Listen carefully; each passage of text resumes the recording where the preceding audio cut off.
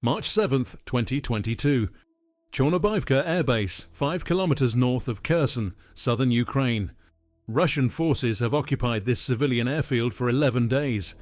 They're using it as logistics hub, helicopter staging area, command post, ammunition storage, everything Russian forces in Kherson need to sustain operations.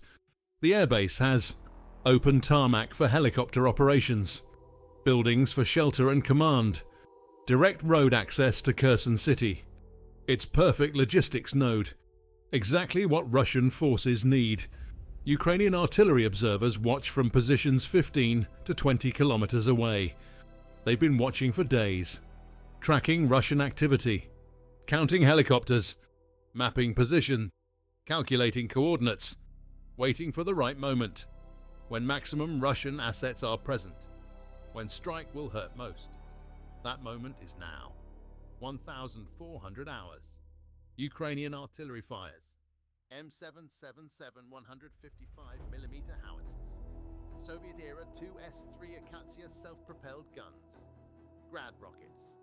The barrage lands on Chornobaivka. Hits parked helicopters. Hits fuel trucks. Hits ammunition. Explosions ripple across the airbase. Secondary detonations from ammunition. Fuel fires. Black smoke rising hundreds of meters. When the barrage ends, multiple helicopters destroyed. Equipment burning. Russian casualties. The strike is devastating. But this is just the beginning. Over the next 4 months, Ukrainian forces will strike Chornobaivka repeatedly. 20 plus documented strikes. Maybe 30 plus total. Destroying helicopters, vehicles, equipment, supplies, personnel. Again and again and again. And Russian forces will continue using the airbase, continue parking helicopters there, continue storing ammunition there, continue suffering losses, again and again and again, until Chornobaivka becomes symbol, not of Ukrainian victory exactly, but of something stranger, something that defies normal military logic. The airbase that kept getting struck, the Russian forces that kept returning, the cycle that repeated until it became meme, then legend, then case study in institutional dysfunction. But whether this repetition represents Russian strategic incompetence or Ukrainian tactical limitation, or both sides trapped in pattern neither can escape, determines what Chornobaivka actually means. This is Millfront, where we analyze the battles that change wars. Chornobaivka Airbase. Chornobaivka in Ukrainian. Small civilian airfield north of Kherson. Pre-war use, agricultural aviation, crop dusting, small aircraft, nothing military. Infrastructure, single runway, concrete 1,200 meters, tarmac apron for aircraft parking, hangars and buildings, access roads, located 5 kilometers north of Kherson city, 15 kilometers from Dnipro River, in flat agricultural terrain. Tactically exposed position, open terrain, no natural cover, visible from distance, vulnerable to artillery fire from Ukrainian positions across Dnipro. Russian forces capture Kherson March 2nd, 2022. Occupy Chornobaivka immediately.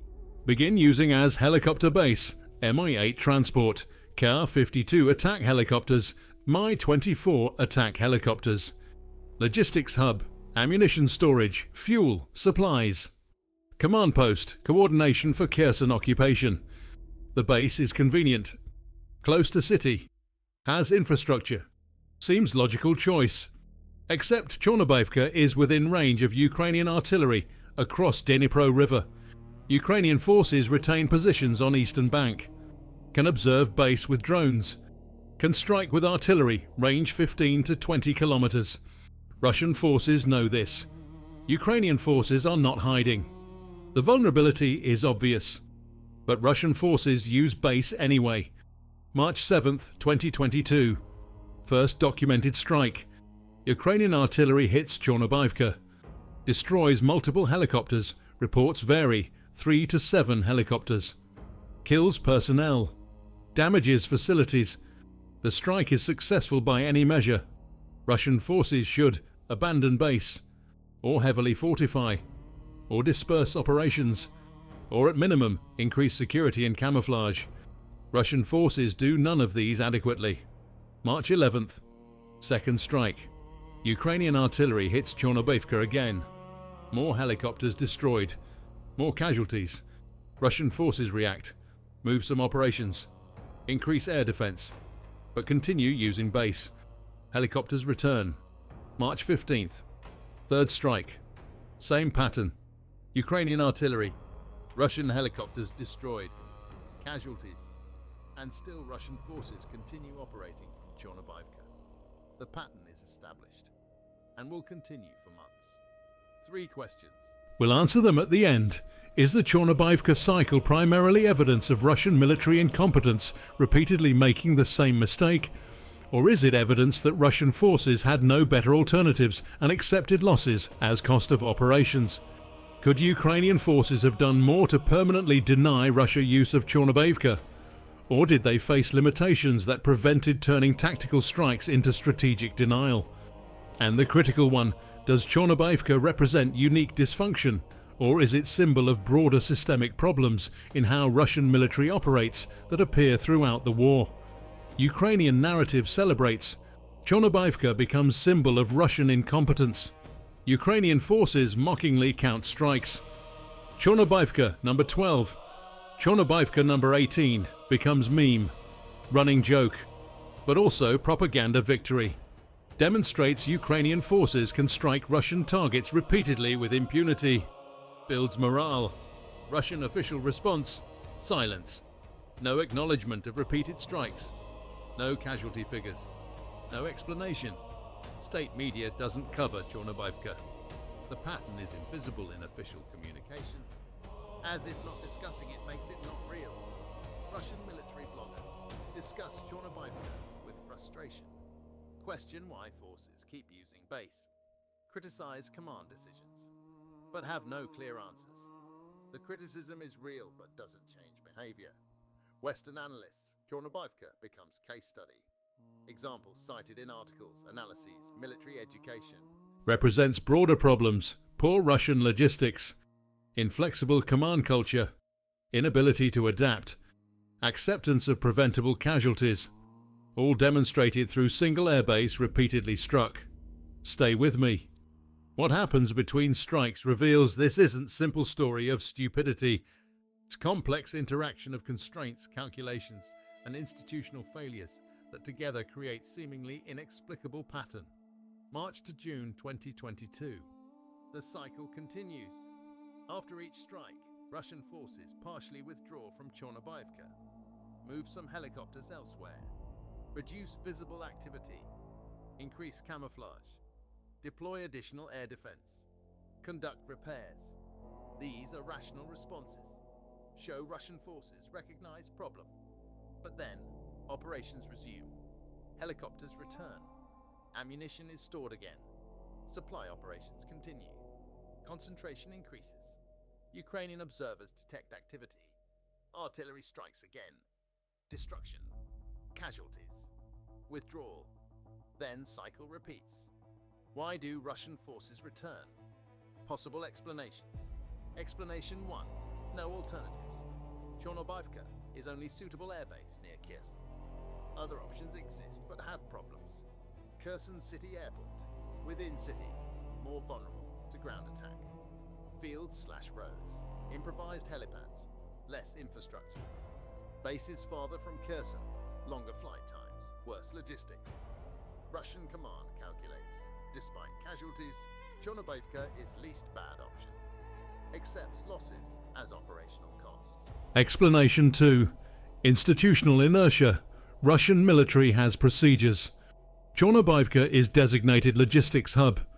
Changing this requires orders from higher command. Higher command doesn't prioritize issue. Lower command continues using base because that's the plan. Bureaucratic inertia overrides tactical reality. Explanation 3. Divided responsibility. Different units use Chornobaivka. Helicopters from aviation units. Logistics from supply units. Command posts from headquarters units. No single commander owns decision to use or not use base. Each unit makes independent decision. Coordination failures mean collective action problem isn't solved. Explanation 4. Temporal discounting. Strikes are intermittent. Days or weeks between them. During quiet periods, pressure to use base increases. Need logistics, need helicopter operations. Risk seems abstract. Until next strike. Then risk is concrete again.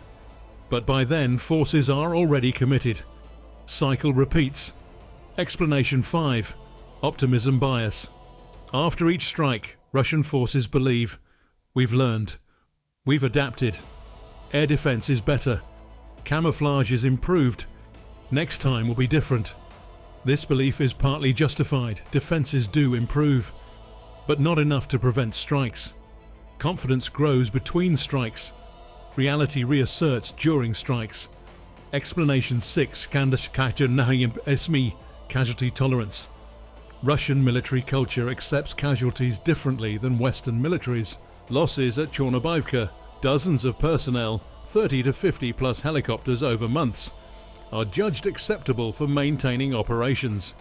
Different risk calculation leads to different decisions. All these factors probably contribute. No single explanation is complete. Together they create pattern where rational individual decisions lead to irrational collective outcome. Each unit has reasons. Collectively, the reasons don't add up to good strategy. But pattern persists. Ukrainian perspective. Why can't Ukraine permanently deny Chornobaivka? Ukrainian limitations. Limitation 1. Artillery ammunition. Ukrainian forces have limited ammunition stockpiles. Each Chornobaivka strike uses dozens or hundreds of shells. Must balance striking Chornobaivka versus other targets. Cannot maintain constant fire on base. Must strike intermittently based on target value when Russian assets are present. Limitation 2. Counter-battery threat. Ukrainian artillery positions are vulnerable to Russian counter-battery fire. Shooting at Chornobaivka risks revealing Ukrainian positions. Russian counter-battery capabilities improved over time. Ukrainian forces must shoot and relocate. Limits frequency of strikes. Limitation 3. Lack of permanent denial capability. Ukrainian forces lack ability to occupy Chornobaivka too far forward. Lack ability to crater runway permanently. Would require repeated strikes or explosives on ground. Lack mines to seed airbase. Too far, too risky. Can damage, but not permanently destroy. Russian forces can always repair and return. Limitation 4. Competing priorities. Chornobaivka is one target among many. Ukrainian forces must prioritize. Frontline support. Russian logistics elsewhere. Command posts. Artillery positions. Ammunition depots. Chornobaivka competes for finite strike capacity. Sometimes is priority. Sometimes isn't. Limitation 5. Information uncertainty. Ukrainian forces don't always know when Russian assets are at Chornobaivka. Surveillance is imperfect. Clouds obscure drones. Russian forces vary timing. Sometimes strikes hit little, if Russian forces aren't present. Sometimes hit much, if they are. Can't perfectly synchronize strikes with Russian presence. Result: Ukrainian forces can strike Chornobaivka regularly, but not constantly. Can inflict casualties, but not permanent denial. Can make base costly, but not unusable.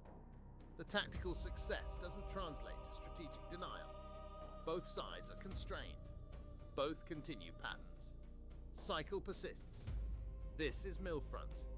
Real tactics. Real consequences. Documented Chornobaivka strikes. Incomplete list. March 7th, strike number 1. Multiple helicopters destroyed. March 11th, strike number 2, more helicopters, ammunition depot hit March 15th. Strike number 3, continued pattern. March 22nd, strike number 4, Ka-52 helicopters reported destroyed. March 27th, strike number 5, command post hit April 2, strike number 6, logistics facilities. April 9, strike number 7, helicopter parking area. April 16, strike number 8, ammunition storage. April 23, strike number 9, more helicopters. April 30, strike number 10, supply depot. May 7, strike number 11, command infrastructure. May 14, strike number 12, continued operations hit May 21. Strike number 13, helicopters on tarmac. May 28th, strike number 14, logistics area. June 4th, strike number 15, Russian positions. June 11th, strike number 16, command and control. June 18th, strike number 17, operations area. June 25th, strike number 18, ammunition depot. July 2nd, strike number 19, helicopters destroyed. July 9th, strike number 20, Pwerki, final major documented strike. This list is incomplete. Some strikes may be duplicates, same strike reported differently. Some strikes may be omitted, not all were documented publicly. Ukrainian authorities claim 30+ strikes total. Russian sources acknowledge far fewer. Truth probably 20 to 25 significant strikes over 4 months, plus smaller strikes and harassment fires not counted. Cumulative Russian losses at Chornobaivka, estimates, helicopters destroyed/damaged, 30 to 50+, various types, K-52, Mi-8, Mi-24. Personnel casualties, 100 to 300+, killed/wounded, estimates vary widely. Equipment, trucks, fuel tankers, ammunition, supplies. Difficult to quantify infrastructure. Hangars damaged, facilities destroyed, runway cratered temporarily. These losses are significant. 30 to 50 helicopters is substantial portion of Russian helicopter fleet in theatre. Personnel casualties are meaningful. Equipment losses hurt logistics. But Russia continues operations. Continues using base intermittently. Never permanently abandons it until withdrawing from Kherson entirely. November 2022. The losses are absorbed. Operations continue. Cycle persists. Ukrainian costs at Chornobaivka. Artillery ammunition expended. Thousands of shells over 4 months. Artillery positions, some revealed and counter-batteried, causing Ukrainian casualties/equipment losses. Opportunity cost. Strikes on Chornobaivka mean fewer strikes elsewhere. But overall cost-benefit favors Ukraine heavily. Expending artillery ammunition to destroy helicopters and supplies is excellent exchange. Ukrainian forces achieve massive return on investment. July to November 2022. The pattern winds down. Ukrainian offensive toward Kherson begins. August to September. Russian forces in Kherson come under increasing pressure. Chornobaivka becomes more dangerous as Ukrainian forces advance. Russian helicopter operations reduce, but don't stop completely. Even in October to November, Russian forces use base intermittently. Strikes continue. Only when Russia announces withdrawal from Kherson, November 9th to 11th, does Chornobaivka finally stop being struck. Because Russian forces finally abandon it. Not because they learned lesson, but because they retreated from entire region. Chornobaivka final tally, 20 to 30 documented strikes, 100+ days of recurring pattern, 30 to 50 helicopters lost, hundreds of casualties, enormous material costs, propaganda disaster, operational disruption, and lesson that will be studied for decades. Let's answer the 3 questions now. Is Chornobaivka primarily Russian incompetence or acceptance of costs given no alternatives? Primarily Russian institutional dysfunction, creating situation where rational local decisions lead to irrational collective outcomes. Not simple incompetence, Russian forces did attend adaptations. Not purely acceptance of costs, losses exceeded operational benefits. But institutional failures preventing effective problem solving. Failure 1, coordination. Multiple units using same base without unified command deciding to use or abandon it. Collective action problem. Failure 2, adaptation. Russian forces adapted tactically, camouflage, air defense, but not operationally, relocating operations elsewhere permanently. Unable or unwilling to make structural changes. Failure 3, information flow. Higher command apparently didn't fully grasp scale of problem or didn't prioritize solving it. If higher command knew and accepted losses, that's one kind of failure. If they didn't know, that's different but equally serious failure. Failure 4, alternative generation. Russian forces apparently didn't develop adequate alternatives. Shows lack of operational creativity and logistics flexibility. Failure 5. Casualty assessment. Russian command culture accepted casualties that Western militaries would find unacceptable. Allowed pattern to continue long after costs exceeded benefits. So, yes, this is incompetence. But institutional and systemic incompetence, not individual stupidity. The system created conditions where pattern persisted, despite being obviously counterproductive. Could Ukrainian forces have done more to permanently deny Chornobaivka? Limited options within tactical constraints they faced. Ukrainian forces maximized impact within their capabilities. What Ukraine did well: struck repeatedly when Russian assets were present, inflicted significant casualties and equipment losses, created propaganda victory and morale boost, tied down Russian logistics and forced dispersal, maintained pressure over months without unsustainable costs. What Ukraine couldn't do: occupy Chornobaivka, too far forward would be isolated. Permanently crater or mine airbase, lack of means. Strike constantly, ammunition and counter-battery constraints. Perfect surveillance, information limitations. Could Ukraine have struck more frequently with more ammunition? Yes, but only marginally. Fundamental limitation was Ukraine couldn't permanently deny terrain it didn't control. Could damage, disrupt, inflict costs. Couldn't eliminate. This is inherent limitation of artillery-based interdiction without ground control. Therefore, Ukrainian forces performed well within the constraints, achieved impressive results. But strategic denial requires ground control or truly overwhelming fires. Neither existed. Tactical success without strategic denial is what happened. And the critical question: is Chornobaivka unique or symbolic of broader Russian problems? Symbolic. Chornobaivka is most visible example of patterns appearing throughout war. Pattern 1. Logistics concentration. Russian forces repeatedly concentrate logistics in vulnerable locations.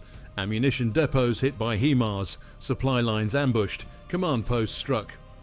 Chornobaivka is one instance of broader problem.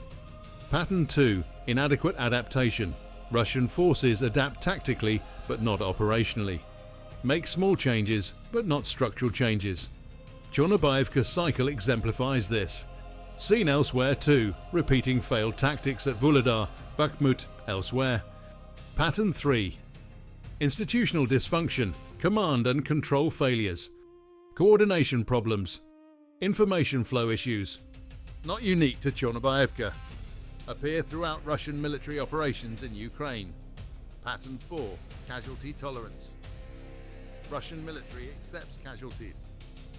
Western forces wouldn't. Chornobaivka losses: 30 to 50 helicopters, 100 to 300 casualties. Don't trigger fundamental changes. Same pattern elsewhere. Pattern 5. Propaganda invisibility. Russian state media doesn't cover setbacks like Chornobaivka. Same pattern for Moskva sinking, Kharkiv withdrawal, other disasters. Information suppression is standard.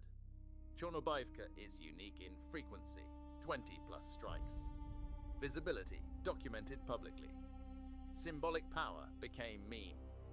But underlying dynamics, institutional failure leading to recurring preventable losses, appear throughout war in different forms. Chornobaivka is most concentrated, visible example of broader systemic problems. That's why it matters. Not because it's unique, because it's representative. Crystal clear example of issues that manifest less clearly elsewhere. The quiz answer: why did Chornobaivka pattern persist? Institutional failure, preventing collective adaptation despite individual rationality. 50 to 60% of explanation. Russian forces weren't stupid. Local commanders made rational choices given their constraints. But system couldn't coordinate to solve collective problem. No single authority owned the decision. No mechanism forced comprehensive solution. Each unit optimized locally. System failed globally. An institutional culture tolerated resulting losses without demanding structural fixes. This is organizational dysfunction, not individual incompetence. Difference matters. Individual errors can be fixed by replacing people. Organizational dysfunction requires reforming systems, culture, procedures. Much harder. Russian military has not demonstrated ability to do this during war. Therefore, patterns like Chornobaivka persist. This is Millfront. Subscribe to Millfront, because military strategy matters.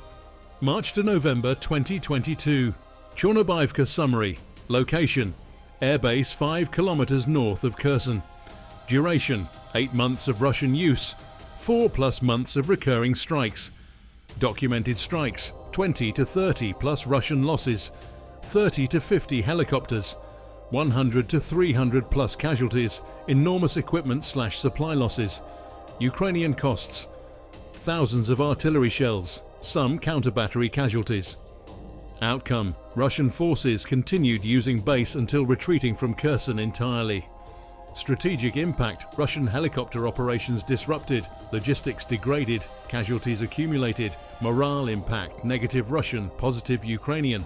Propaganda victory for Ukraine became case study in institutional dysfunction lessons.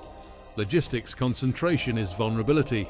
Artillery fires can inflict sustained attrition. Institutional dysfunction prevents adaptation. Recurring patterns reveal systemic problems. Tactical success doesn't always equal strategic denial. Symbols matter in war. Chornobaivka became more than tactical engagement. Was Chornobaivka militarily decisive? No. Kherson campaign was won through multiple factors: HIMARS strikes on bridges, Ukrainian ground pressure, Russian logistics failure, eventual withdrawal.